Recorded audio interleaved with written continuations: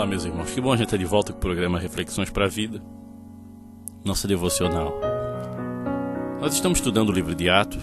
Hoje a gente começa no capítulo 22 de Atos. E o capítulo 22 de Atos começa com a defesa de Paulo. Defesa sobre o quê? De repente você está ouvindo agora. Paulo foi preso porque estava no templo de Jerusalém e ele era acusado de estar pregando contra o judaísmo, contra a fé judaica. E de certa maneira ele estava não pregando contra, mas mostrando um novo jeito de chegar a Deus, rompendo com algumas tradições, alguns costumes desse costume, desse povo, né? E isso trouxe grande revolta para ele. E agora ele manda parar tudo e fazer uma defesa de por que ele ficou assim. E o que eu quero trazer a partir dessa defesa é mostrar para os irmãos que as pessoas podem ser transformadas. As pessoas mudam. Mesmo você que nasceu num lar de determinada fé, que acreditava de um determinado jeito, quando você se abre para Deus e permite ser conhecido por Deus e conhecer a Deus, as coisas mudam. E Paulo revela isso. E talvez isso o povo não estava entendendo, que ele tinha encontrado algo novo, que tinha encontrado uma resposta para a sua vida. Porque a fé cristã verdadeira, ela traz uma resposta para a nossa existência, para os nossos anseios, para as nossas lutas. E ele explica isso de maneira bem clara para aqueles irmãos, como defesa da sua fé. Mas vamos ver a fala dele, que Lucas relata aqui, tá? Abra lá sua Bíblia em Atos, capítulo 22. Vamos começar do versículo 1 em diante, que diz assim: Meus senhores, irmãos e pais, escutem o que eu vou dizer a vocês em minha defesa. Quando ouviram falar em hebraico, eles ficaram mais quietos ainda. Então Paulo disse: Eu sou judeu, nascido em Tarso, na região da Sicília, mas fui criado aqui em Jerusalém como aluno de Gamaliel. Fui educado muito religiosamente dentro da lei dos nossos antepassados. Eu era muito dedicado a Deus, como todos vocês aqui também são. Persegui os que seguiam este caminho e fiz com que alguns fossem condenados à morte. Prendi homens e mulheres e os jovens joguei na cadeia. Né? Versículo 5. O grande sacerdote e todo o conselho superior podem provar que estou dizendo a verdade, pois eu recebi cartas deles, escritas para os irmãos judeus que moram em Damasco. E fui até lá para prender os seguidores desse caminho e trazê-los presos com correntes a Jerusalém, a fim de serem castigados. Interessante aqui, até aqui, irmãos. Interessante aqui que Paulo fala o que ele estava fazendo, o que ele era antes dessa conversão, principalmente nesses últimos tempos da vida dele ali. Ele conhecia a lei, ele conhecia a fé que ele defendia, ele era um religioso, autêntico, verdadeiro, comprometido. E ele foi um cara que perseguiu os cristãos.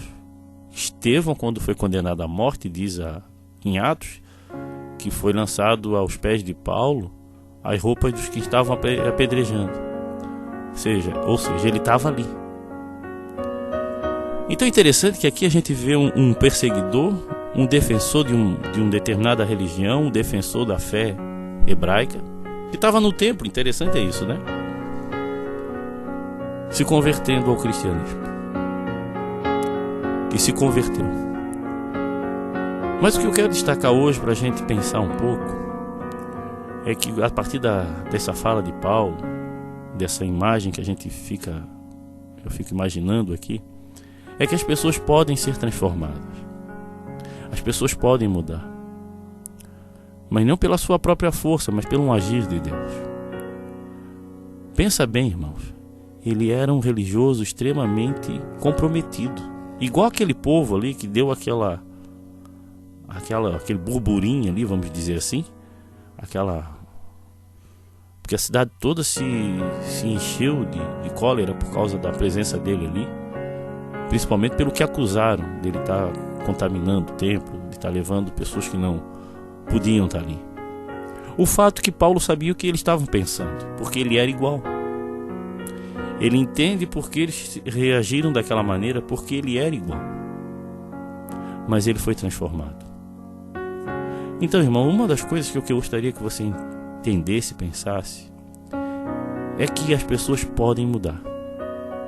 Você pode mudar. Você pode ter um novo jeito de entender a fé.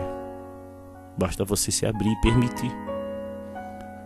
Às vezes a gente olha para algumas pessoas, não, mas ele nasceu a família dele toda sempre foi daquela religião e ele sempre praticou tal.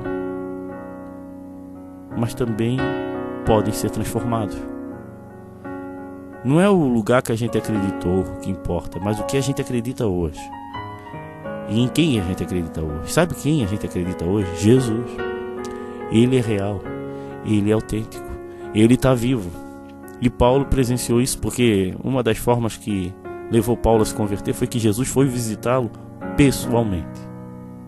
Mas isso aí depois eu vou contar um pouco mais. Mas a primeira lição é essa. Quando tu olha para alguém, esse aí não tem jeito, esse aí não vai mudar, ele nunca vai abandonar essa religião, esse jeito. Não, pode, porque Deus transforma as pessoas. O Espírito Santo, quando toca na vida de alguém, pode ser o mais catedrático do mundo. Essa pessoa se dobra ao Senhor. Então nunca afirme que não tem mais jeito. Nunca afirme que para aquele ali não vai ter solução. Tem. A gente conhece histórias de ex-satanistas, ex-religiosos de determinadas religiões, muçulmanos, católicos e evangélicos também que se converteram. Como evangélicos se converteram? Que tem evangélico que só frequenta a igreja, mas não transformou de vida. Sabe que esses são mais difíceis de se converter? Porque já sabem todo o ritual, já sabem o que tem que fazer, mas não tem uma experiência com Jesus. A gente olha muito para fora aqueles que pensam bem radical. Por exemplo, um cara que vem de uma religião afro, ele tem um outro jeito de entender a fé. E quando se converte com um camarada desse, quando eu falo conversão é mudança, é aquela mudança de vida. É muito fácil ver essa mudança. Mas o que está dentro, junto com a gente, se converter, às vezes a gente não percebe. Ou acha que não precisa. É só a gente entender, conversão não é mudança de religião, é mudança de vida. Então é possível as pessoas mudarem de vida. De repente na tua casa, tua família, teu marido, tua esposa, teus filhos não mudam. Eles precisam passar por um processo de restauração, de transformação, de renovação. Isso é conversão. É quando o Espírito Santo começa a agir na vida de uma pessoa, restaurando, regenerando, transformando a vida. Creia nisso. Paulo teve a sua vida transformada, um perseguidor a um porta-voz dessa fé. Por quê? Porque Jesus visitou ele. E Jesus está aqui hoje, querendo transformar a tua vida, ou transformar aquele que você ama. Fale com Jesus, apresente essa pessoa, isso é oração.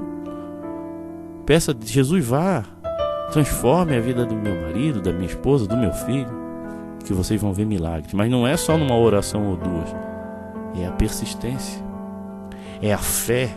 É tu começar a olhar aquela pessoa sendo transformada por Deus, mesmo que ela não seja agora, mas tu consegue ver ela num lugar de adoração, glorificando o nome do Senhor. Muita gente precisa ser liberta, como Paulo foi. Você também pode ser. Ou aqueles que você ama também podem ser. Conhecerás a verdade, e a verdade o libertará. E se Cristo vos libertar verdadeiramente, serás livre. Amém? Que Deus abençoe. Venha assistir às nossas reuniões na Igreja Batista de Forquilinhas, Rua Manuel Porto Filho, número 99, às quintas-feiras e aos sábados, às 20 horas. Também nos reunimos na Igreja Batista do Rio Tavares, na SC 405, número 2023, ao lado do Sonho Móveis. Nos reunimos aos domingos, às 19h30 e nas quartas-feiras, às 20 horas. Venha nos visitar. Meu irmão, eu queria te convidar a conhecer a nossa igreja. Uma no Rio Tavares e outra em Forquilhinhas.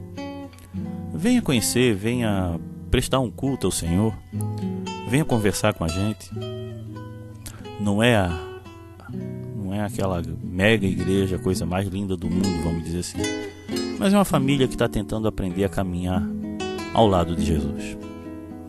De repente você está me ouvindo e não se encaixou em nenhuma família, nenhuma igreja.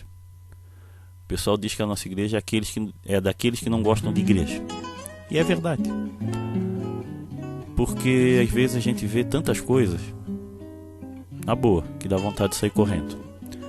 Que a gente às vezes não sabe para onde ir. Então, irmão, só quero te convidar a conhecer um pouco, a adorar o Senhor, a bater um papo contigo. Porque as dúvidas são esclarecidas na comunhão, na conversa. Então, de repente, você está com a sua família, sem frequentar nenhum lugar. E na boa, isso é invenção do Senhor. A igreja não é uma invenção humana.